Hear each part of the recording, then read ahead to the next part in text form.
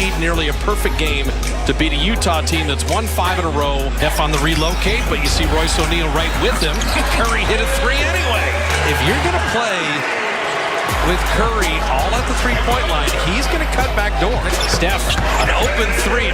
Curry running teardrop, big shot. Steph one more time for the advantage. Good! Steph and the Dubs clinched a spot in the play-in. What a season it's been for him. He's leading the league in points per game, and if he wins a scoring title, will join Wilt, Kareem, and Jordan as players with multiple scoring titles, MVPs, and rings. Last night, he hit 11 three-pointers, giving him 12 career games with at least that many. All other players in NBA history combined have 14 such games.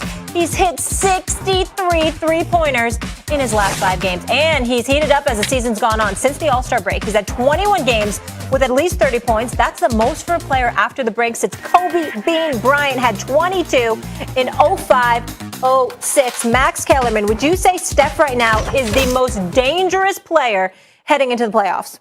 No, I wouldn't. I was tempted to say it's Damian Lillard because of Lillard's history of coming through under pressure. He does a pretty good approximation of Steph under normal circumstances, and a better Steph than Steph when it matters most in late and close games. And I acknowledge Steph used to choke in the finals. I'm sorry, people don't want to put it that way, but that's what it was. He, greatest half-court offense of all time, 4 minutes and 22 seconds, a 73-win team, scored 0 points. 0. But he hit some big shots against Toronto last time seen in the finals. No, I'm not going to say Damian Lillard instead of Steph. I'm not going to say Steph. The answer is the guy who led the team that held them scoreless in the fourth quarter in Game 7 at home with the fate of the universe on the line, and that would be LeBron James. LeBron James is the most dangerous player when it matters most. If that weren't the case, I'd be sitting here saying James Harden's the best player in the league. But he's not. You know why? Because in the regular season, LeBron James is just as good as anyone else. And in the playoffs, he's twice as good as anyone else. The answer is LeBron James. But see, Max, it's different this year. We have the play-in tournament. We have one-off situations.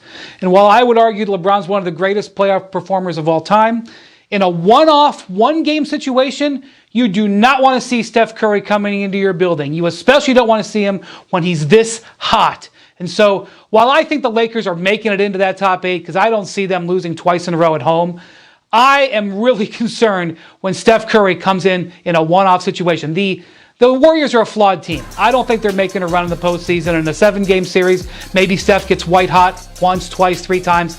Probably doesn't overcome. But man, watch out at Staples Center next week if that's the way that goes down.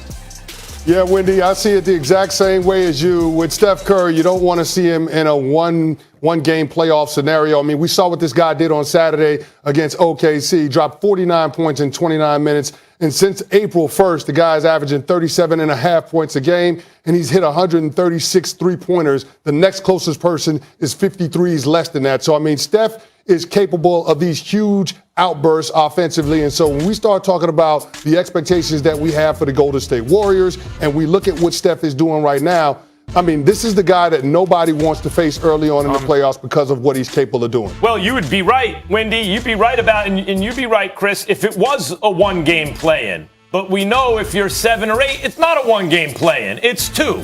So, yeah, Steph Curry or Damian Lillard could bounce the Lakers in that first game. Then the Lakers, you think, are also going to lose a one-game set to a one game to the Grizzlies or Spurs? It ain't going to happen. Not when they have LeBron James. He'll never let it. And then they're going to start to get into playoff series.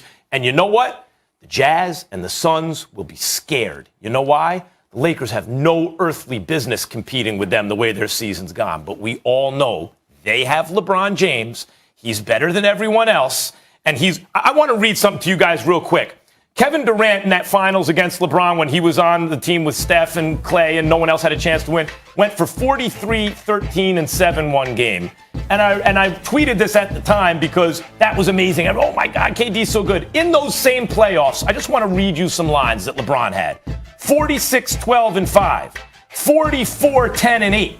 45, 9, and 7. This is in the same playoffs. Not in his career, in those playoffs. 43, 14, and 8. 42, 10, and 12. I'm not done. 46, 11, and 9. 51, 8, and 8. He did those in the same playoffs.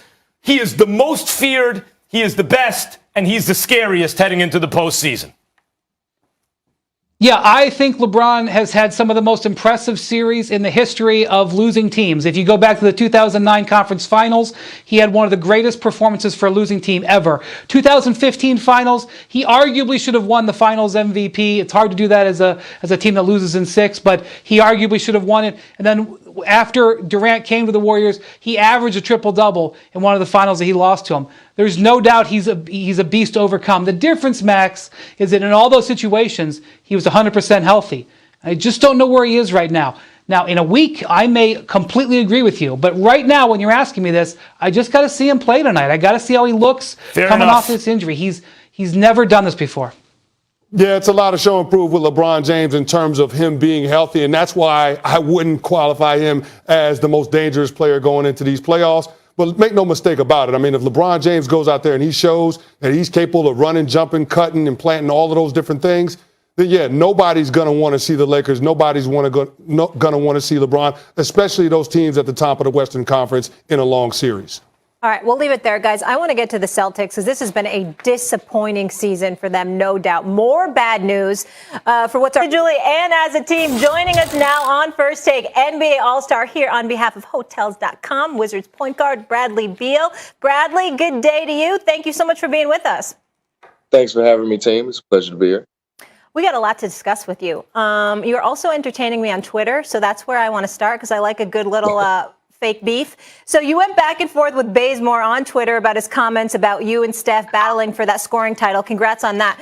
What's your reaction to him more recently saying, Bradley, that he's just joking around? He said, we got guys hurting hamstrings trying to keep up. Talk to me. I didn't like that. I didn't like the last part of the comment. The first half of it about what Steph was doing was, I'm with you. 49 and 29 minutes is, I think everybody in here can agree that that's remarkable and truly amazing, right? So nobody's arguing that. But I didn't mention you. My hamstrings have nothing to do with why I go out there and play the game. And for me to injure my hamstring and then you kind of make a joke about it, I don't take that too fondly, honestly, because I take pride in being somebody who, my first 4 years, I was always labeled as an injury-prone guy. I was always labeled as somebody who couldn't stay on the floor. So I take pride in my body. I take pride in being on the floor and being available for my team and giving my team the best chance to win. My main focus is getting us to the playoffs, and that's all I'm focused on. And so that was just all I was just trying to kind of get my point across. So just keep your situation over there. Let's just keep it hoops. Don't make fun of something that's not funny. Bradley, I know you've answered like how it's more important for you to help your team win than to win the scoring title. But Russ got his triple-double locked up. Y'all are in the play-in tournament. You ain't getting back. It is what it is. You're going to have to play too. Come on, you and Russ don't have any side convos like, all right, bro, let me do my thing and see if I can get the scoring title over Steph Curry? Honestly, no, Max, because nothing's changed. Nothing's changed for me. I've been doing the same thing. I've been playing the same way I've been playing the last 2-3 years. Nothing's changed. I feel like I've been putting up big numbers, but a lot of those numbers I've been taking L's. I've been, so now we're in a position where we're winning. We're playing some of the best basketball we've been playing all year and at the right time. So that's always been my main focus and priority. Russ is a machine. We all know that Russ is going to go out there and do what he do night in and night out. And my job is try to give us the best opportunity and chance to win. And my ability to score does that. You might want to have that conversation. A scoring title over Steph Curry? Are you out of your mind? Your seeding isn't going to change. He got his triple-double. It's your turn, brother. What's going on? Wow. You never know what can happen in these last couple of games, Max. We might be able to move up 7th, 8th. We might have some help from some other teams. That's true. You could move up. That's true. You never know. You can still grab 8. But I'm with you. I'm with you on that. It would be remarkable to be able to win that, but that wasn't a goal of mine at the beginning of the year. So I'm not going to make it one now. But if it happens, it happens. I will be happy. I'm not going to sit here and be naive about it. So, Brad, your teammate Russell Westbrook